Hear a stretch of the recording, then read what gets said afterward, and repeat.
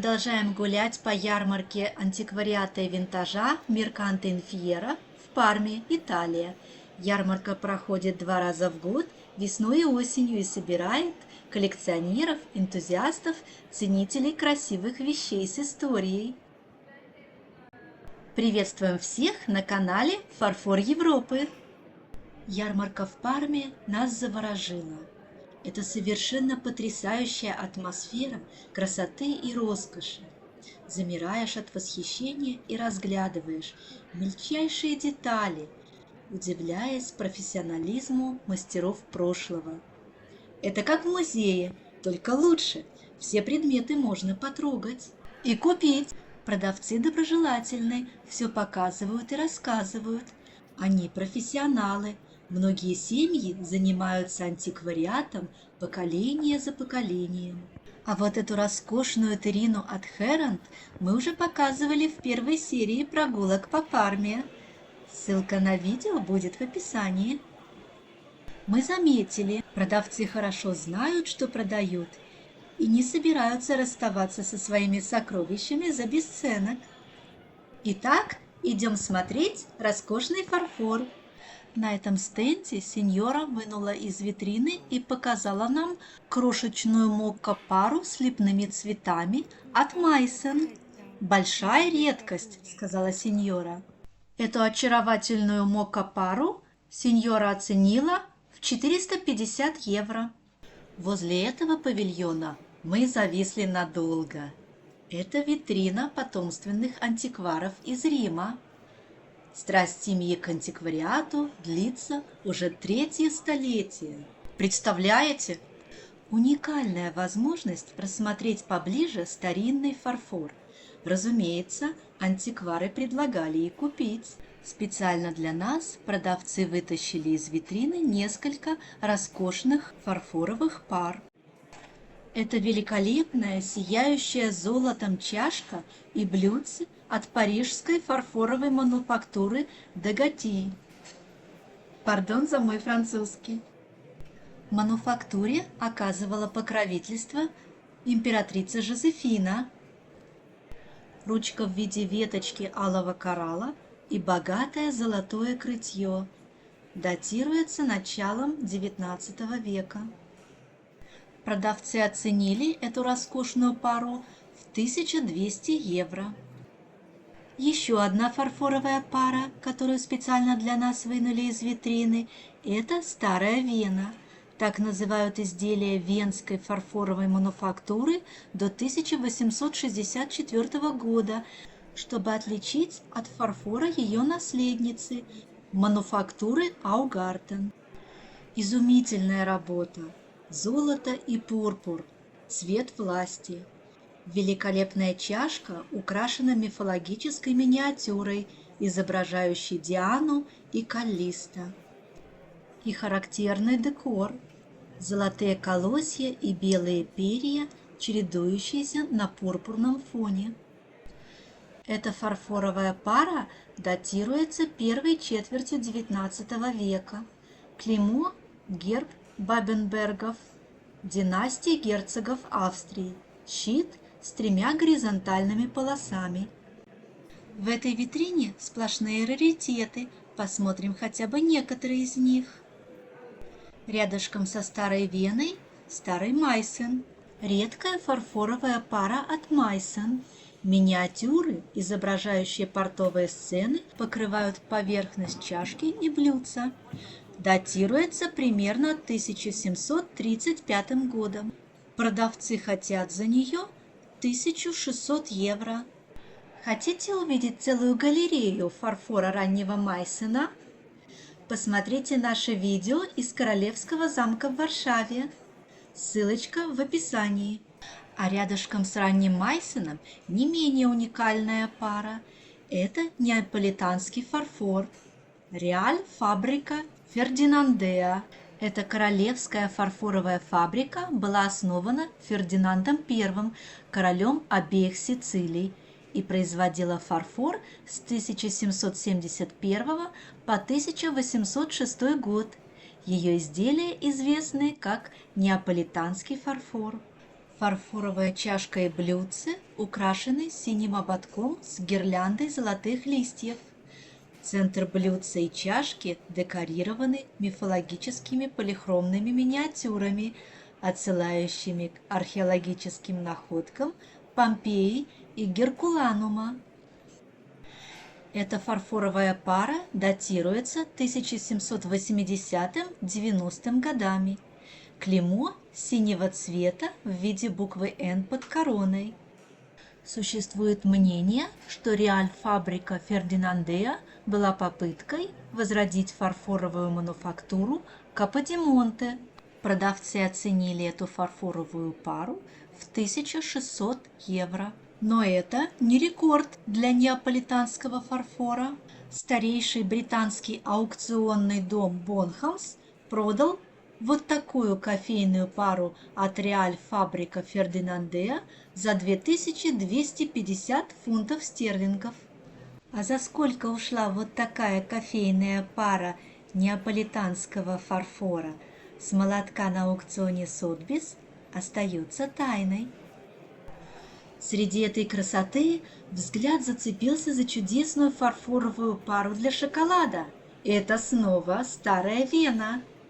Пара создана более 200 лет назад, а ее изящество восхищает.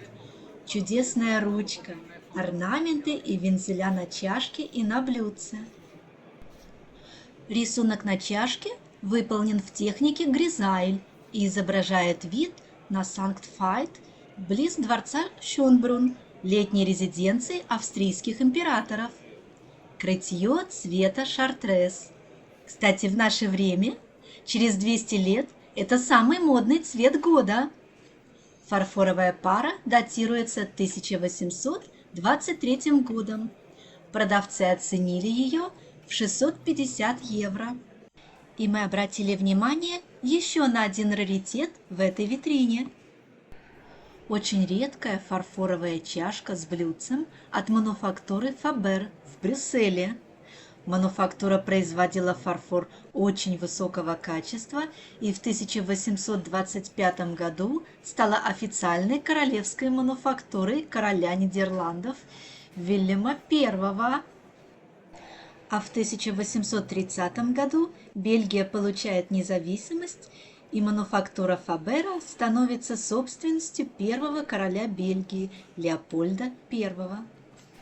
Золотые вставки и рельефный декор очень богато смотрятся на крытье цвета шоколада. Кофейная пара датируется периодом между 1810 и 20 годами. Продавцы оценивают ее в 550 евро. Мы уже собирались уходить из этого павильона, но тут обнаружилось еще несколько роскошных витрин. Восхитительные фарфоровые композиции от Майсон. В центре редкая композиция «Любовный эликсир». Изображена дама, готовая принять любовный эликсир, приготовленный Купидоном. Фарфоровая композиция датируется первой половиной XIX века. Под основанием скрещенные мечи майсонской мануфактуры. Какая детализация! Очень много мелких деталей, проработанных с ювелирной точностью. Цветовая гамма в основном спокойная, мягкая, в нежных пастельных тонах. А вот по центру интересная группа. Скульптурная группа «Ловля тритонов». Модель Йоханна Кендлера, гениального скульптора мануфактуры Майсон. Композиция изображает захватывающую мифологическую сцену «Ловлю тритонов нимфами». Детали добавляют сцене живости и глубины. Обратите внимание на изящную фарфоровую сеть. Это выдающийся пример технического мастерства майсонской мануфактуры. Датируется XIX столетием. Целая витрина очаровательных фарфоровых композиций и скульптурных групп для взыскательных коллекционеров. А это фигурки обезьянок-музыкантов, которых вслед за Майсоном делали и другие фарфоровые мануфактуры. Роскошные декоративные тарелки. Рассмотрим тарелку из витрины поближе. Другое освещение, поэтому краски выглядят иначе, но не менее роскошно. Если роскошь, то это старая Вена. Великолепная редкая тарелка от императорской венской фарфоровой мануфактуры. Изысканная роспись и великолепное мастерство исполнения. Миниатюра в центре тарелки изображает мифологический эпизод из Энеиды Вергилия. Венера показывает Энею оружие, выкованное вулканом. Широкий ободок тарелки создает эффектную декоративную рамку для миниатюры. Ободок богато декорирован в неоклассическом стиле с элегантными, причудливыми арабесковыми мотивами. Рельефная позолота на сиренево-розовом и кобальтово-синем фоне. Потрясающая сохранность для 200-летнего фарфора. Тарелка датируется периодом между 1815 и 48 годами. Диаметр тарелки около 25 сантиметров. Это очень ценный коллекционный экземпляр для ценителей изысканных исторических предметов декора. И эта роскошная тарелка тоже от императорской венской фарфоровой мануфактуры. Она побольше, диаметром около 35 сантиметров. На миниатюре в центре тарелки изображена Цирцея с плачущим Купидоном, а на заднем плане виднеется корабль Одиссея. А почему же плачет Купидон? Кто знает этот миф и может объяснить? Роспись в центре тарелки также обрамлена декоративной рамкой. Эффектные золотые орнаменты на лилово-пурпурном фоне. Тарелка датируется последними годами производства на венской мануфактуре, то есть до 1864 года. Этот раритет в идеальном состоянии. А вот слева тарелка. И снова великолепная картина на тарелке. И как мастера прошлого создавали такие шедевры. Сколько ярких красок и какие совершенные мазки кистью. Героев этой великолепной росписи легко узнать. Это же Ромео и Джульетта. Тема очень близка эпохе романтизма, ведь тарелка датируется серединой XIX века. Ромео, красавчик с усами, одет по моде, по веревочной лестнице спускается с балкона от Джульетты, а та его провожает.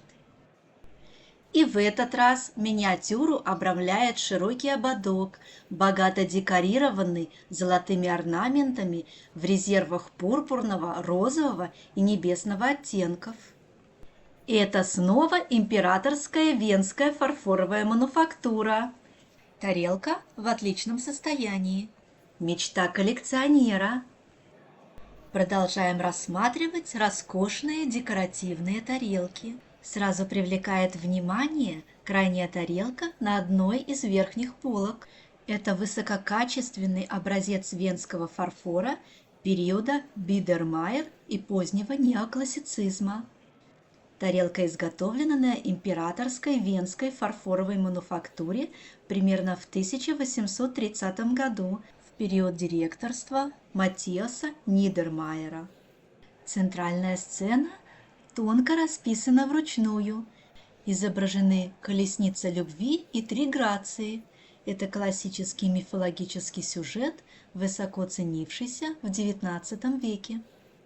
Гармоничная цветовая палитра отражает исключительно высокие художественные стандарты императорской венской мануфактуры.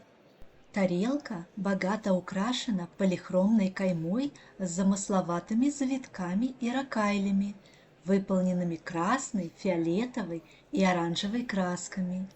Дополняет эту роскошь богатая рельефная позолота, характерная для высококачественного венского фарфора того периода.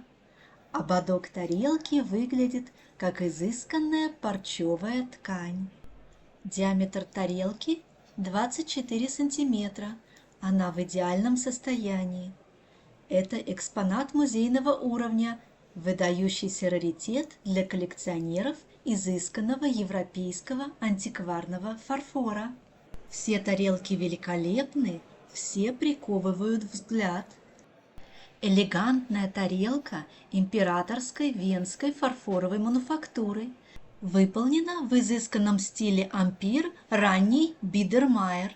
Датируется приблизительно 1825-30 годами. В центральной части тарелки тонко расписанная вручную неоклассическая мифологическая сцена, изображающая Купидона, играющего с тремя грациями. Рисунок выполнен с превосходным мастерством и тщательной проработкой драпировок и пейзажа. Тарелка богато украшена полихромными и позолоченными орнаментами. Широкий ободок тарелки декорирован чередующимися резервами, украшенными растительными мотивами, завитками и стилизованными пейзажами, тонко позолоченными и расписанными вручную.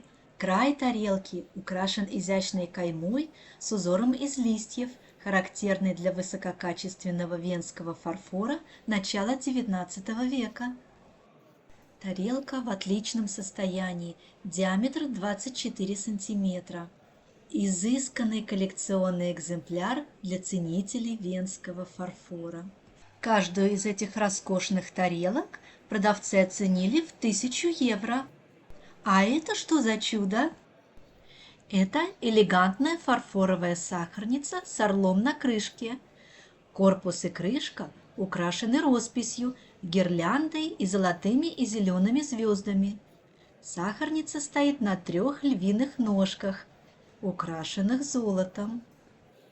Это неаполитанский фарфор, неаполитанская королевская фарфоровая мануфактура, Real Fabbrica delle Porcellane di Napoli. Известна как Real Fabbrica Ferdinandea. Сахарница была изготовлена в конце XVIII века.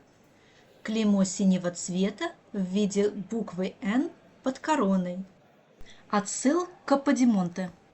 Подобная сахарница входила в состав неаполитанского фарфорового сервиза от Real Fabbrica Ferdinandea, выставленного на торги на аукционе Сотбис.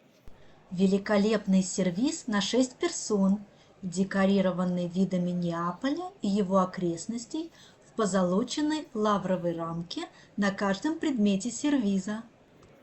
Сегодня в Парме потрясающий фарфор XVIII-XIX веков. Будет здорово, если вы поддержите нашу кропотливую работу монеткой.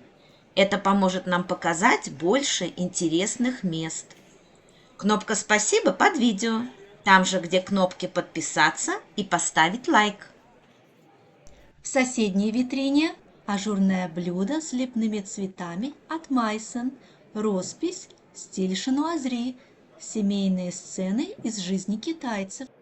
А роскошный антикварный дорожный сервиз от Майсон с росписью в стиле Шануазри мы видели в галерее фарфора в Королевском замке в Варшаве.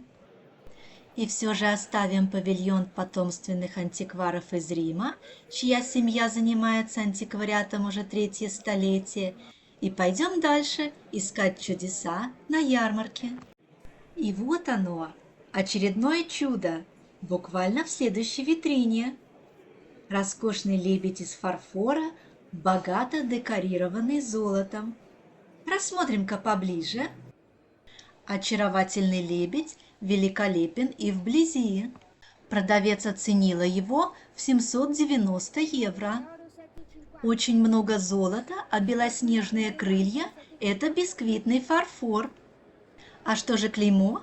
Это Карл Тиме, Дрезден, Потшапель. Четкая проработка перьев делает образ еще более изысканным.